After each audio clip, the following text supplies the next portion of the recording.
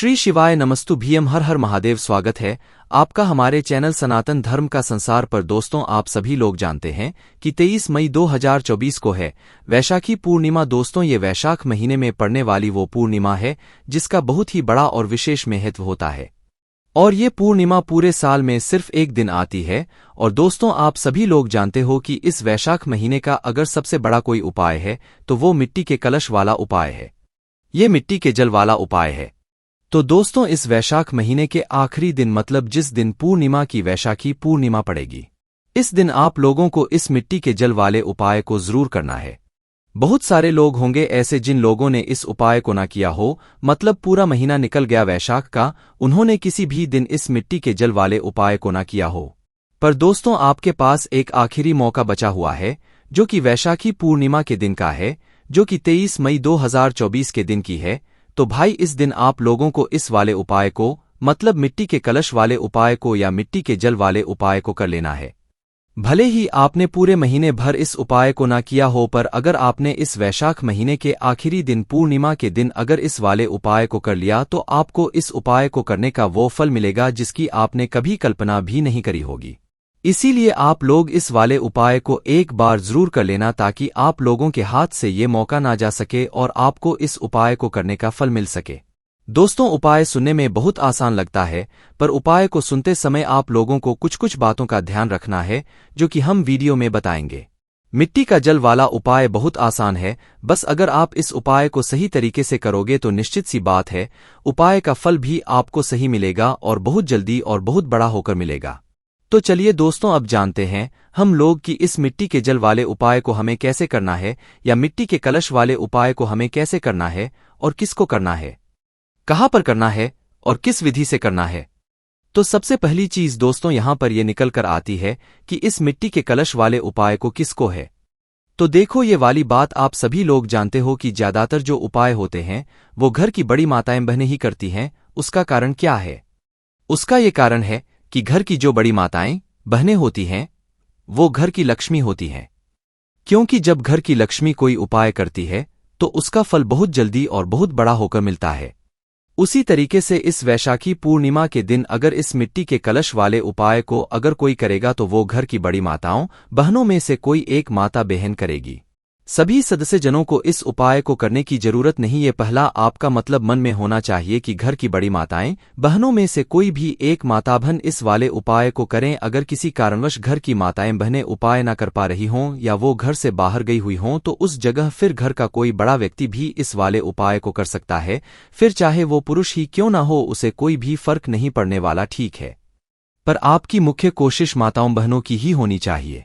उसके बाद में दोस्तों, इस मिट्टी के कलश वाले उपाय को आपको करना किस समय है? सुबह के समय करना है कि शाम के समय करना है? तो देखो, इस वाले आपको सिर्फ और सिर्फ सुबह के समय करना है, शाम के समय नहीं करना है। सुबह सुबह जितना जल्दी हो जाए आप उतना जल्दी उपाय करेंगे तो ज्यादा बेहतर है। बाकी 10, 11, 12 बजे तक भी अगर उपाय कर लेते हो, किसी कारणवश लेट हो जाते हो, तो आपको उपाय का फल जरूर मिलेगा। बस उपाय को पूरे मन और पूरे विश्वास से करना, आपको उपाय का फल जरूर मिलेगा। उसके बाद में दोस्तों, इस मिट्टी के कलश वाले उपाय को हमें कहाँ पर करना है? सीधी सी बात है, शिवजी के मंदिर में जाकर करना है। ये वाला उपाय आपके घर पर नहीं होगा, इसीलिए इस बात का आप लोग विशेष रूप से ध्यान रखना। उसके में दोस्तों, अब यहां पर बात आती है कि इस मिट्टी के कलश वाले उपाय को या इस मिट्टी के जल वाले उपाय को करने की विधि क्या है, हमें कैसे ये जल को तैयार करना है, इस जल को कहाँ पर रखना है, कितने समय तक रखना है।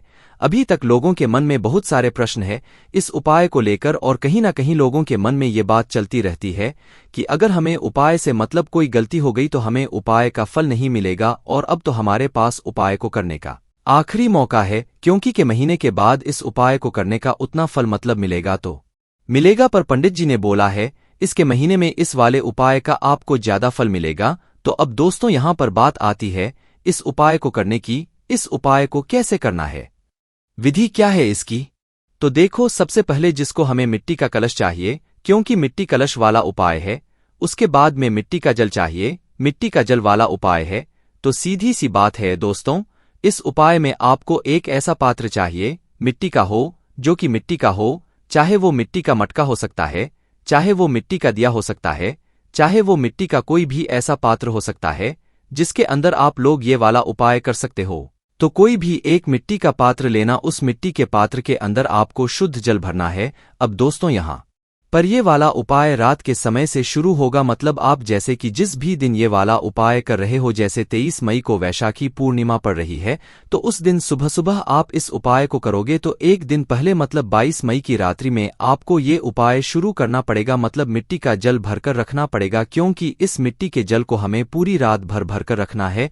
उसी के बाद हम इसे उपाय में प्रयोग अगर आपने सुबह के सुबह मिट्टी के पात्र में भरा और सुबह के सुबह ले गए तो उतना फल नहीं मिलेगा, पर रात्रि में अगर आप लोग भरकर रखोगे और सुबह लेकर जाओगे तो उसका आपको निश्चित ही बहुत ही बड़ा और बहुत अच्छा फल मिलेगा। तो आपको करना क्या है, जब भी उपाय करो इस वैशाख के महीने में, विशेष रूप से वैशाख महीने की पूर्णिमा के दिन, तो उसके एक दिन पहले मतलब कि 22 मई को आप लोगों को रात्रि में एक मिट्टी का पात्र लेना है।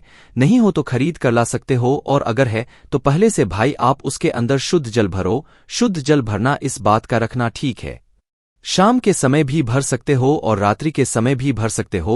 बस ध्यान रखना कि 10 बजे से पहले आप लोग भर देना, और ज्यादा भी लेट हो जाए तो भी रात्रि को 12 बजे से पहले आप अपने उस मिट्टी के पात्र के अंदर जल भर देना।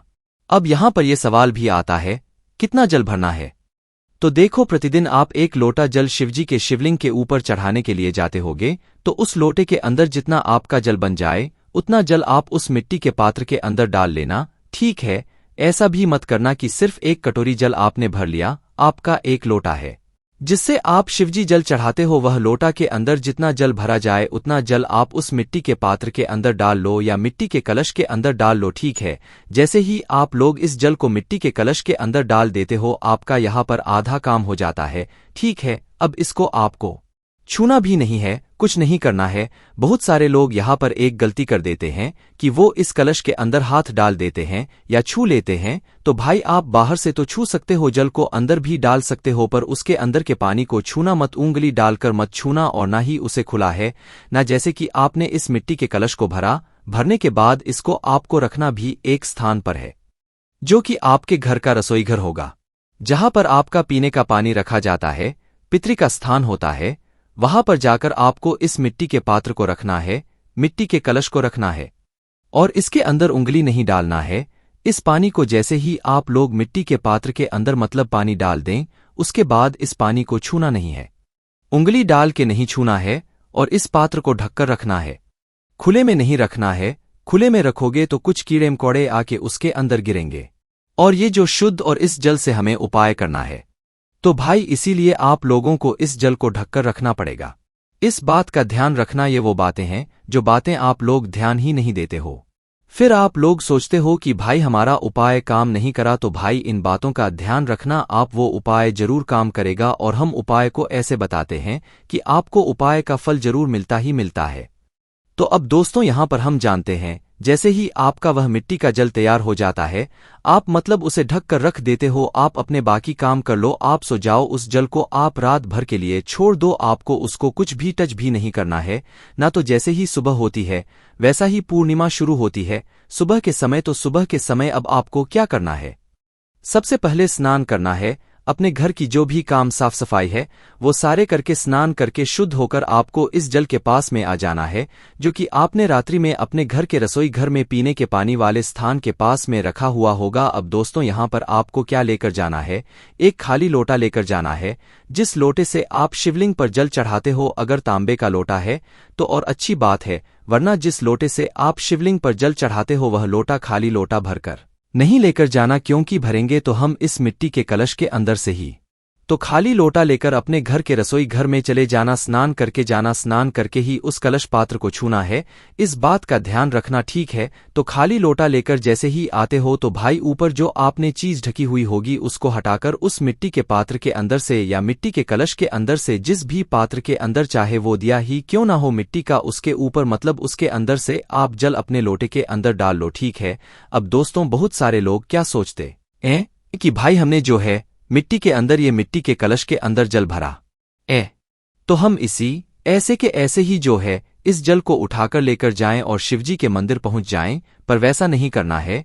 आपको मिट्टी के कलश के अंदर मात्र रात भर के लिए जल भरकर रखना है, उसको साथ में लेकर नहीं जाना है।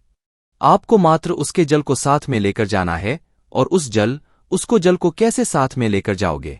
अपने साथ में खाली लोटा रखकर लेकर जाओगे। उस लोटे के अंदर आप इस मिट्टी के जल को भरोगे। भरने के बाद फिर आपको ये जो जल है ये तैयार हो जाता है।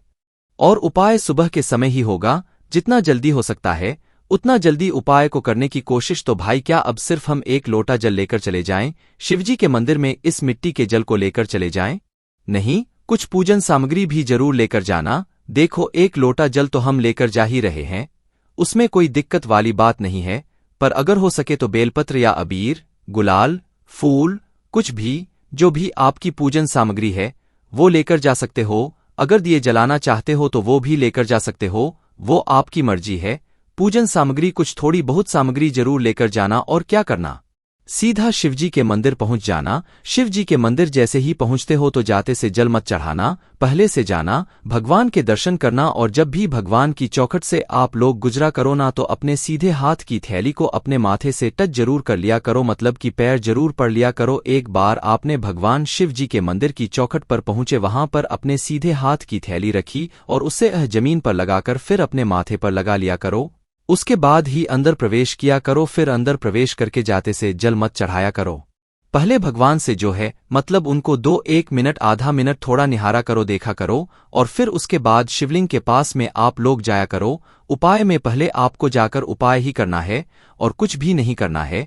आपकी जो भी पूजन सामग्री है वो आपको बाद में करना है, इस बात का भी आप लोग ध्यान रखना। तो जैसे ही शिवलिंग के पास में पहुंचते हो तो शिवलिंग के पास में पहुंचने के बाद इस जल को आपको सीधा शिवजी की शिवलिंग के ऊपर चढ़ाना है, वो भी एक धारा से। देखो, धारा बनाकर जब हम शिवलिंग पर जल चढ़ाते हैं ना, इस मिट्टी के जल को अगर हम धारा बनाकर शिवलिंग पर चढ़ाएंगे तो भगवान शिवजी बहुत प्रसन्न होते हैं। तो अपने उस लोटे से एक धारा बनाकर शिवजी की शिवलिंग के ऊपर आपको जल चढ़ाना है।